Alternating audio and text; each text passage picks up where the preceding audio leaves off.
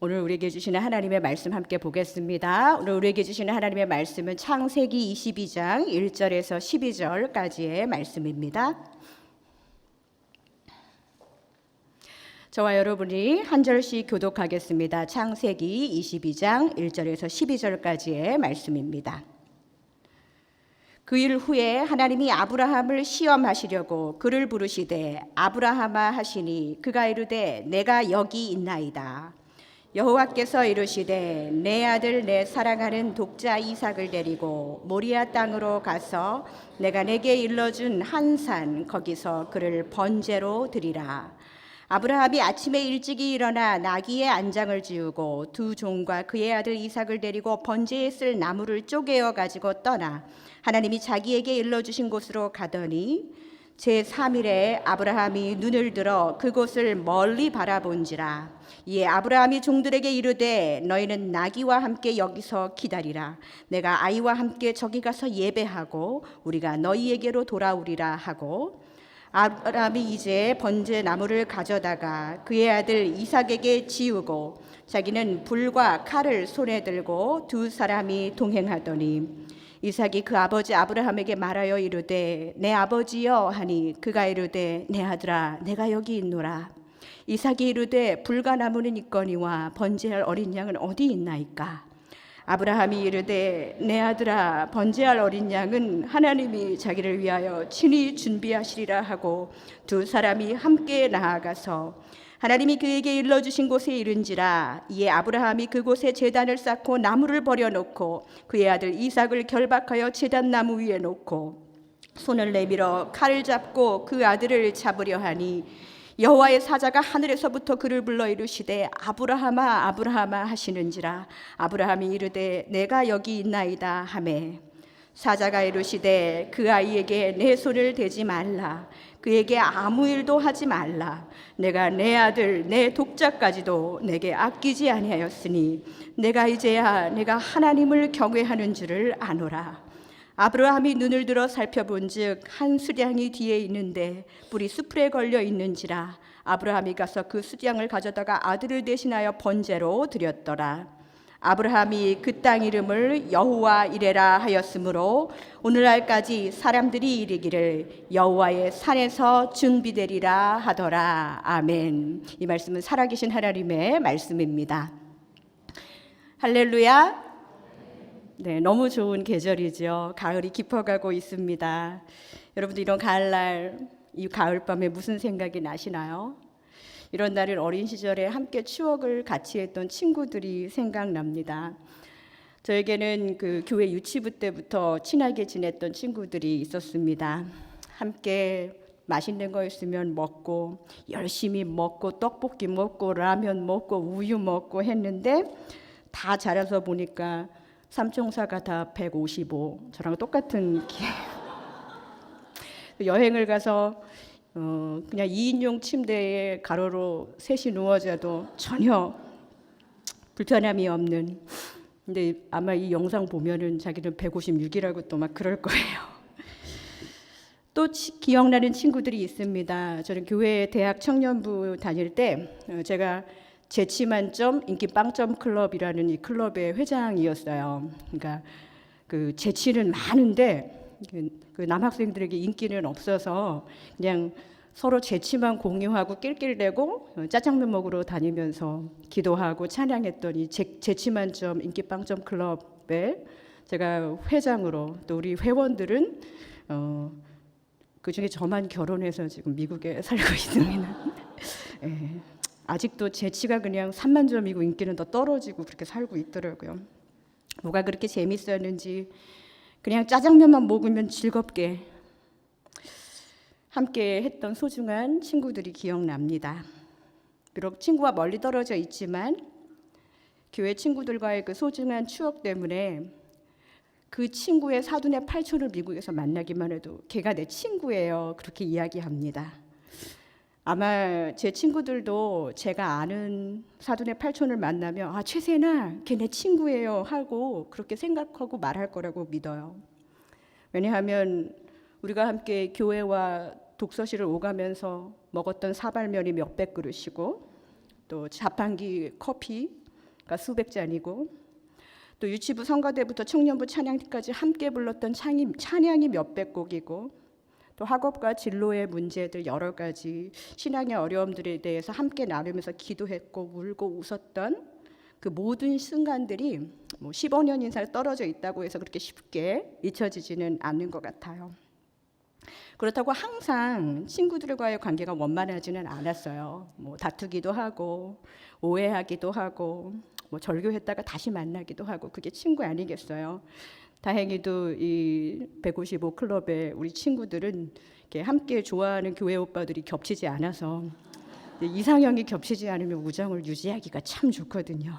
그 여지까지 한 번도 겹치지 않고 이번 1월 달에 가서는 단체로 티를 맞춰 입고 1박 2일로 MT까지 했었어요. 친구. 듣기만 해도 가슴 따뜻한 이 단어를, 이 세상을 살아가는데 꼭 필요한 그런 존재입니다. 그런데 성경을 보니까요, 하나님에게도 사람 친구가 있었음을 알 수 있어요. 그 사람의 이름은 오늘 우리가 함께 읽은 본문의 주인공 아브라함이었습니다. 하나님은 아브라함을 나의 벗, 나의 친구 이렇게 불러주셨어요. 이사야 41장 8절을 보면은 나의 벗, 아브라함의 자손아 이렇게 부르시죠. 또 역대하 20장 7절에서 여호사밧이 아브라함을 말할 때 주의 벗이라는 그런 칭호를 했습니다. 아브라함은 하나님이 직접 나의 벗, 나의 친구야 라고 부르셨고, 또 이스라엘의 역사 속에서도 하나님의 친구라고 인정을 받는 그런 사람이었어요. 여러분, 오늘 이 말씀이 우리 삶에 영향력을 미치려면요, 먼저 우리가 정말 하나님의 친구가 되기를 원하기는 하는지 이것에 대해서 먼저 질문을 한번 해봐야 될 것 같습니다. 내가 사귀고 싶고 만남을 유지하고 싶은 친구를 위해서 우리는 무엇을 하나요?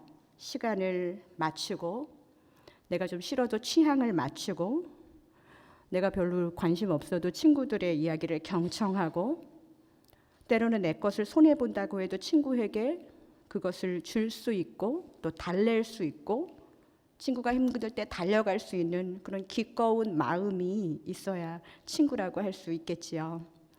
그렇다면 우리는 하나님께 정말 진정한 친구가 될 만한 마음의 준비가 과연 되어 있을까요? 그분에게 시선을 맞추고, 그분에게 내 시간과 정성을 드리고, 그분이 좋아하는 것에 내 취향을 맞추면서 하나님과 우정을 유지할 마음의 준비가 되어 있느냐는 말이죠.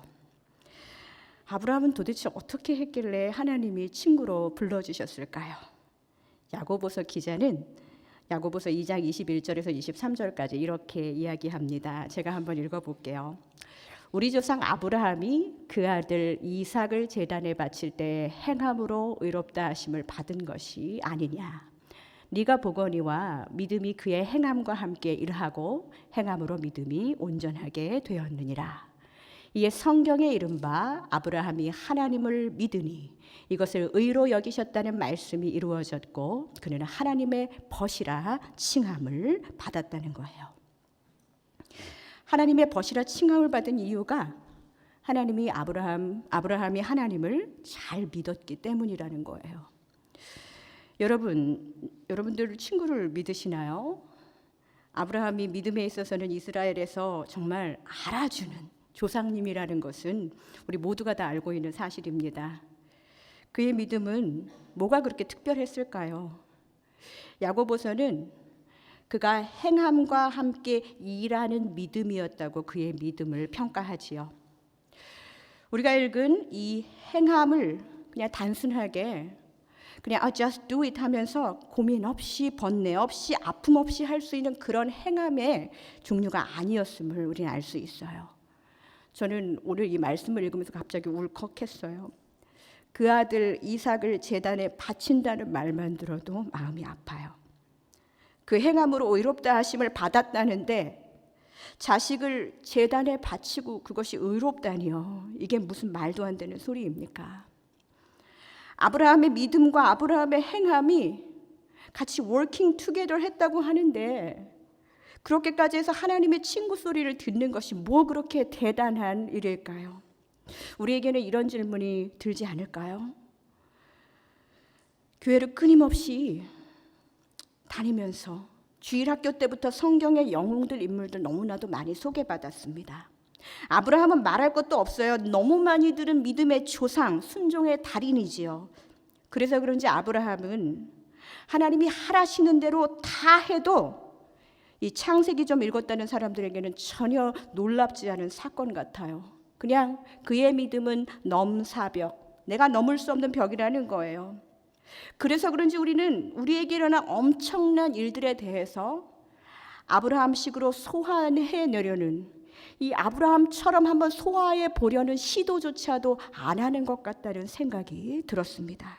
성도 여러분, 우리 오늘 한번 이 믿음의 시도를 해봤으면 좋겠어요. 하나님, 나한테 도대체 왜 이러세요? 왜 이렇게 불편한 상황을 주세요? 왜 이렇게 불같은 시험을 주시나요? 이런 상황 앞에서 우리가 정말 하나님의 사람처럼 우리에게 당면한 크고 작은 이 문제 앞에서 행함과 믿음이 워킹 투게더하는 이와 같은 믿음의 시도를 하는 이 밤이 되시기를 주님의 이름으로 축복드립니다. 오늘 본문 1절에 하나님이 이삭을 바치라는 명령은 이와 같은 목적에서 시작되었습니다. 1절을 보겠습니다. 그 일 후에 하나님이 아브라함을 뭐 하시려고요? 시험하시려고 그를 부르셨다는 말씀이 나오죠. 아브라함은 모르지만 지금 하나님도 알고 계시고 이 성경을 읽는 우리 모두는 이미 알기에 덜 긴장합니다. 그러나 아브라함은 하나님이 아브라함아 라고 불렀을 때 차라리 대답하지 말 것을 하면서 후회할 만큼 어렵고 불편한 하나님의 요구를 듣게 되지요. 바로 100살에 낳은 아들 이삭을 번제로 태워서 바치라는 명령을 받았습니다.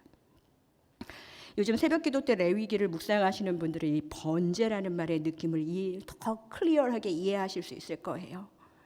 이 말은 아비인 아브라함에게 아들 이삭의 배를 갈라서 죽여서 칼로 살과 뼈에 각을 뜨고 불에 태워서 바치라는 의미입니다. 제가 이렇게 말하면서도 비위가 상할 만큼 끔찍한 명령이죠. 그것은 20대에 애를 낳았든 100세에 낳은 자식이든 그 자식이 10이든 100이든 하나이든 이 명령은 아브라함에게도 듣는 우리에게도 모두 끔찍하고 불행한 명령입니다. 아브라함은 좀 달랐을까요?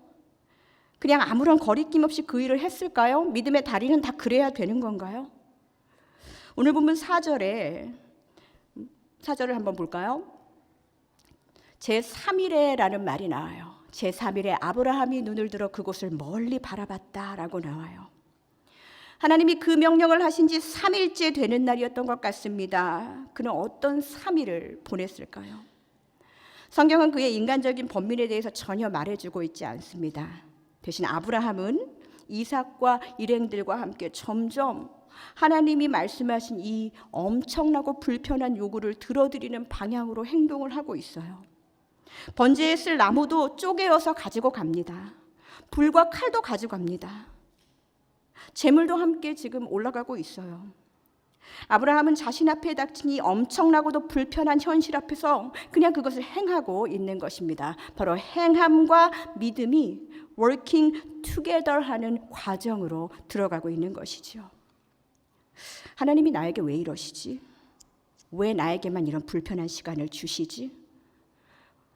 내가 잘 살고 있었는데 본토 친척 아비 집을 떠나라고 해서 떠났고, 내가 괜찮다고 그냥 웃어버렸는데도 거듭된 약속과 맹세 속에서 겨우 태어난 이 유일한 약속의 씨 이삭을 주신다고 해서 받았고, 그래서 사랑했고, 그 씨로 큰 나라를 이룬다고 해서 이렇게 믿어왔는데 하나님 피 흘리시는 거 싫어하시고 누구보다도 생명의 존엄성을 강조하셨던 하나님의 성품과 지금 너무 다르지 않아? 하나님 진짜 너무 다르지 않으세요? 이런 생각을 할 법만도 한데요. 본문의 말씀은 아브라함이 별다른 호흡의 달라짐이 없이 그냥 번제로 드릴 준비를 너무 열심히 하는 것 같아요. 도대체 무슨 생각일까요? 정말 이해하기 어려운 본문입니다. 과연 아브라함의 믿음이 다른 사람들에 비해서 훨씬 커서였을까요? 여러분들 성경에 아브라함이 어떤 사람이었는지 그 이전의 모습을 기억하십니까? 하나님이 아들 주신다고 해서 기다리다가 조바심 때문에 이스마엘을 만든 사람이었어요. 아브라함도 누구보다 조바심이 강하고 또 남의 말, 와이프의 말 듣고 이스마엘을 갖게 됐죠. 우리와 똑같은 감정과 성품을 가진 그냥 이 땅의 아버지였어요. 그렇다면 우리는 하나님 편에서 아브라함은 그렇게 평범한 사람이었다면 하나님 편에서 아브라함에게 주셨던 신뢰와 사랑이 특별하다고 밖에는 설명할 수 있는 방법이 없을 것 같습니다. 저는 오늘 이 이야기를 여러분들과 하고 싶은 거예요.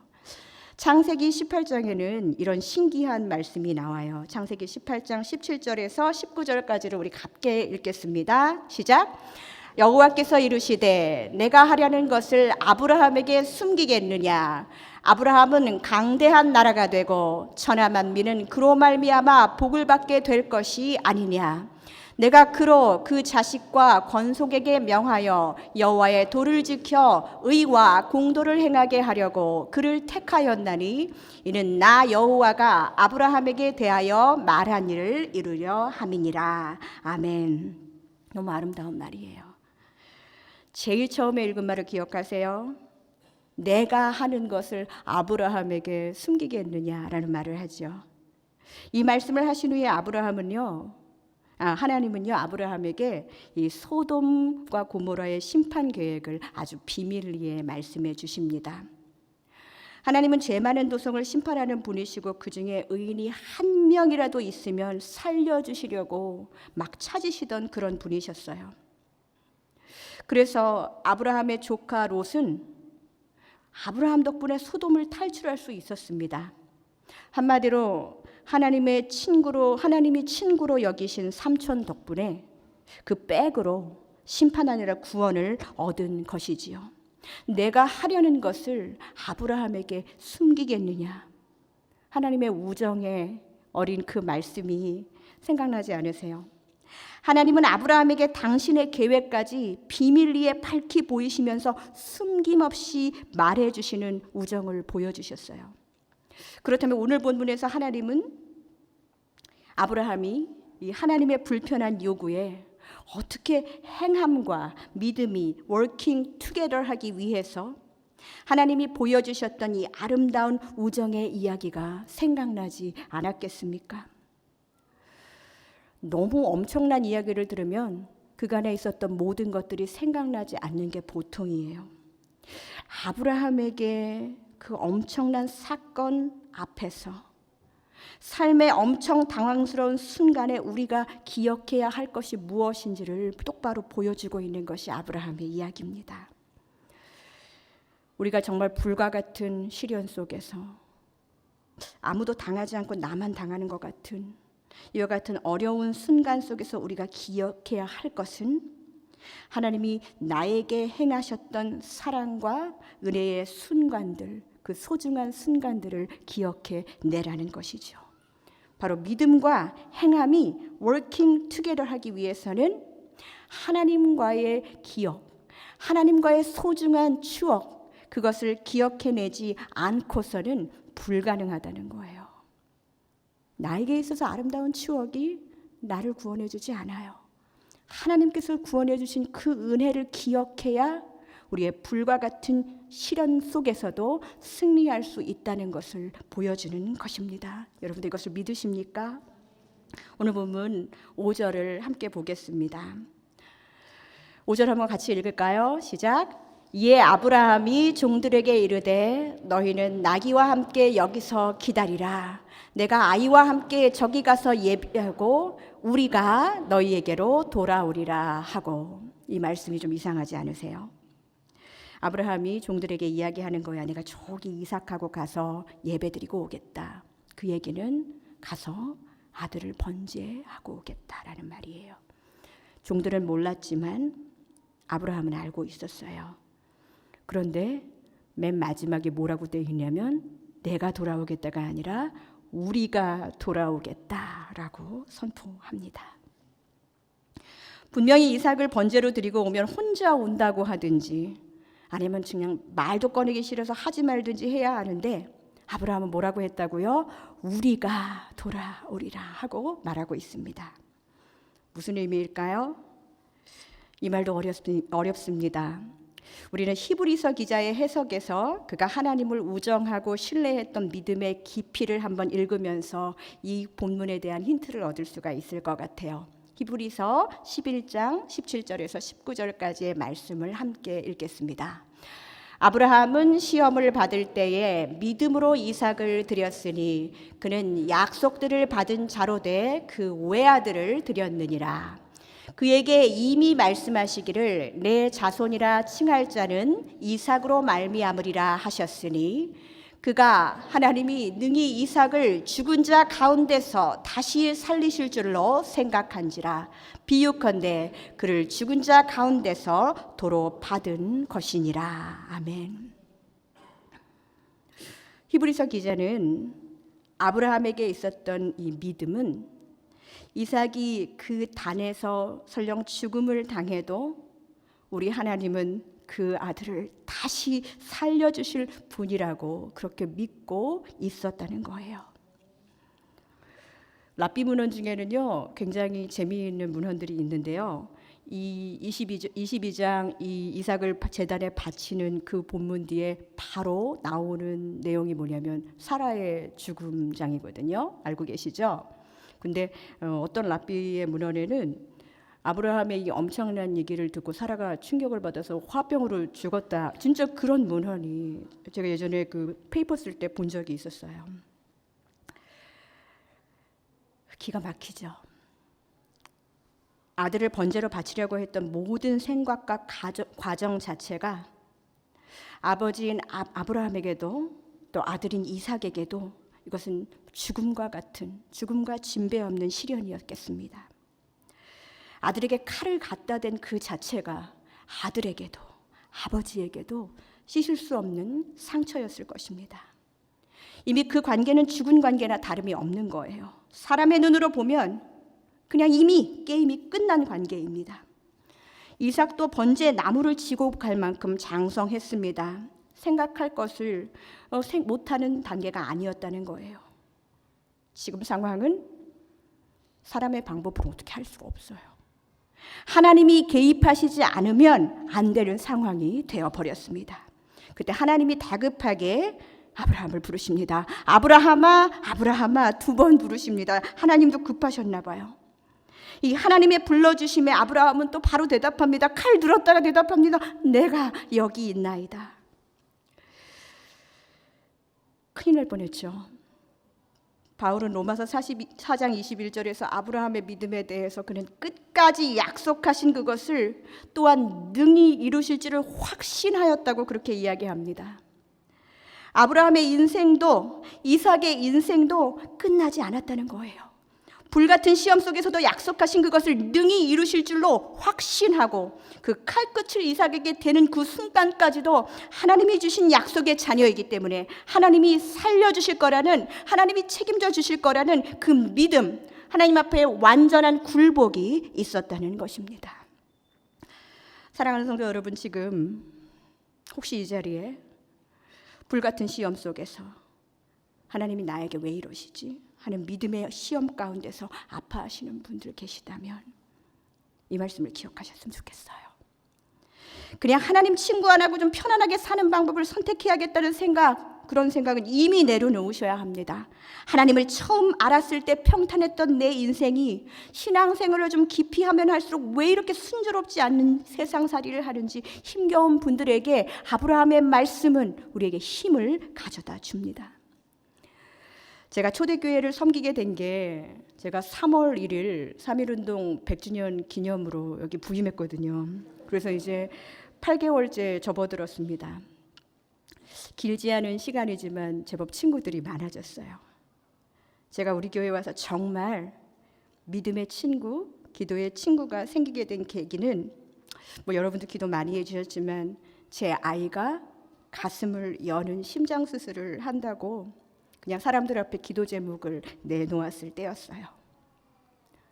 저는 우리 교회에 그렇게 많은 분들이 심장이 아프시고 심장 질환이 있는지 잘 몰랐었어요.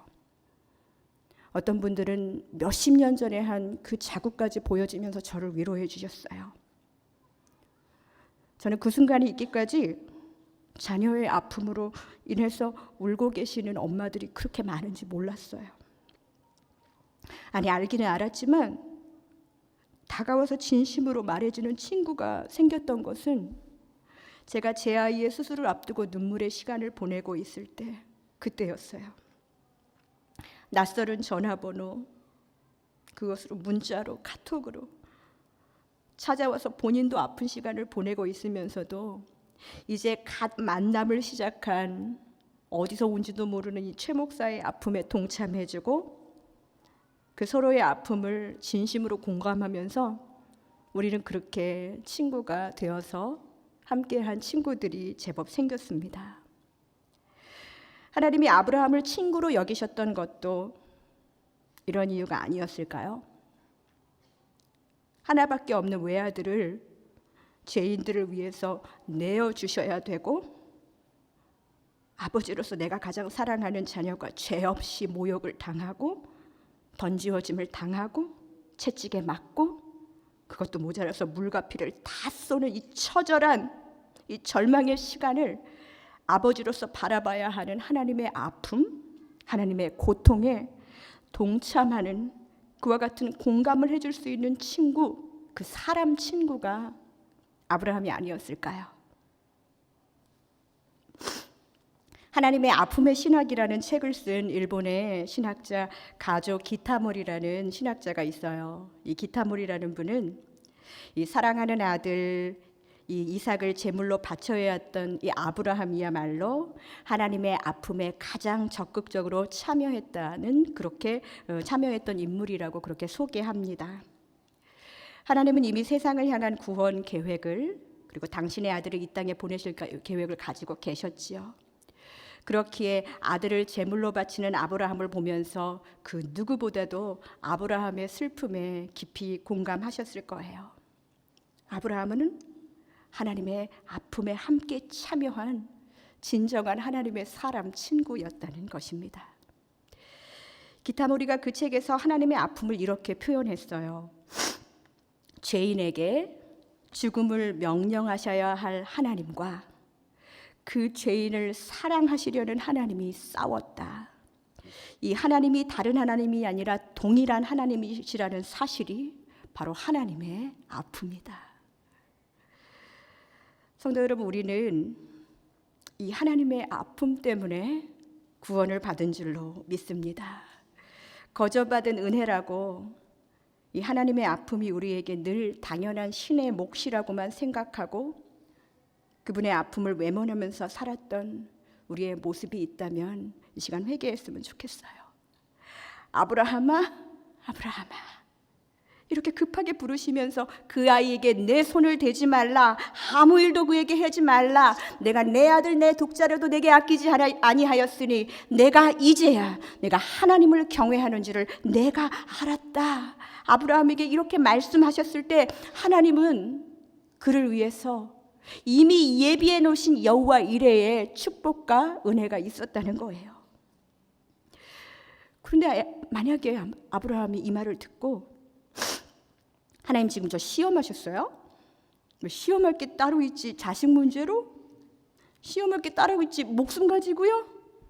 진짜 도대체 저한테 왜 이러세요? 하면서 절교를 선언했다고 생각해봐요. 이 불편하고 엄청난 시험 속에서도 아브라함이 처음부터 끝까지 경외한 분은 하나님이었다고, 그래서 하나님도 놀랬다고, 하나님도 이제 알았다고 그렇게 아브라함에게 고백하고 계시는 것입니다. 시험을 낸 출제자, 시험을 하신 분이 시험을 잘 통과한 하나님의 사람에게 이제는 certify 하는 거예요. 나의 벗, 나의 아픔에 동참한 내 진짜 참 친구라고 그를 불러주신 것이지요. 성도 여러분, 무엇을 잘못해서 시험을 주신 게 아니에요. 무엇을 더 잘한다고 그 상황이 달라지는 거 아니에요. 불꽃 같은 시험 속에서 우리가 할 수 있는 것은 하나님을 경외하는 일이라는 거예요. 죄인을 심판하시려는 하나님과 죄인을 사랑하시려는 하나님, 이 두 하나님이 날마다 싸우시다가 그분이 동일하신 분이시라는 것, 그래서 사랑을 선택하시고 아들을 내어주시는 이 아픔을 감당하신 것처럼 우리도 하나님의 아픔에 동참해야 되지 않겠습니까? 내가 건강하고 내 상황이 완벽하고 내 자녀가 형통하기를 우리는 바라지만 결국 그것도 내 중심으로 세상을 돌아가주기를 원하는, 하나님 모르는 사람들도 다 구하는 그냥 소원입니다. 정말 하나님을 믿는다면, 정말 하나님을 신뢰한다면 지금 내 중심의 평탄함과 순조로움으로 세상이 움직여지기를 바랬던 나의 마음이 하나님 중심으로 나를 사용하셔서 움직여 주시기를 구하는 그것이 참 믿음이 아닐까요? 성도 여러분, 나를 둘러싼 일상의 순조로움에 문제가 생겼을 때, 내가 원하는 방식으로 세상이 움직이지 않고 하나님도 잠잠하신 것 같이 느꼈을 때, 그래서 아픔을 느낄 때 우리는 알아야 됩니다. 하나님이 그동안은 나를 중심으로 이 세상이 움직였다고 생각했던 내 마음을 바꾸려고, 이제는 내가 하나님 중심으로 이렇게 살아도 될 만큼 성숙하게 가기 때문에 하나님 나한테 이런 시험을 주시는구나, 이렇게 한번 생각해 보면 어떨까요? 사랑하는 성도 여러분, 지금 이 땅에는 하나님의 아픔에 동참하는 하나님의 친구들이 너무나도 많이 필요합니다. 우리 교회 공동체에도 하나님의 아픔에 동참해야 하는 하나님의 친구들이 너무나도 많이 필요합니다. 하나님 이거 아니잖아요, 이 마음과 하나님 그럼에도 불구하고 나는 주님을 따르겠어요, 이 두 마음이 내 안에서 싸울 때 하나님의 아픔에 참여하는 성도들은 하나님 이거 아니잖아요를 내려놓는, 내 마음에 내 선택을 내려놓는 아픔을 감당하면서 하나님의 은혜를 경험하게 되는 것입니다. 그 사랑 때문에, 하나님 그 사람 때문에, 그 상황 때문에 너무나도 아파요 라는 원망의 마음 속에서 그래도 하나님, 나는 주님의 약속을 믿고 주님의 구원을 신뢰합니다. 나 그 사람 사랑하고 싶어요. 그 사람 용서하고 싶어요. 나에게 이 두 마음이 싸울 때 내게는 아픔이더라도 하나님의 방법으로 해결하려는 믿음과 행함의 워킹 투게더가 우리의 삶 속에서 일어난다면 우리도 하나님이 친구로 불러주시지 않을까요? 돌아오는 주일은 장애인과 함께하는 주일입니다. 장함주라고 불리죠. 하나님의 아픔에 동참하는 믿음의 가족들은 난 하나님의 아픔만 동참해야지가 아니라 보이는 형제자매의 아픔과 눈물을 무시하고 간과해서는 안 될 것입니다. 우리는 이번 주에 하나님께 최선의 예배를 올려드릴 수 있도록 우리 히스프렌즈 성도님들, 가족들을 위해서 중보하고 축복하고 세상에서 가장 하나님이 기뻐 받으시는 예배가 되도록 함께 기도해야 할 줄로 믿습니다. 성도 여러분, 나밖에 몰랐던, 나 중심적으로 움직였던 내 삶을 이제는 움직여서 하나님 중심으로 살게 하시는 우리 하나님, 그분을 끝까지 경외하며 신뢰하며 우리의 삶의 문제에 아브라함의 하나님의 경외함을 한번 시도해 보자는 거예요. 하나님과의 친구됨을 경험하고, 그래서 진정으로 내가 알았다.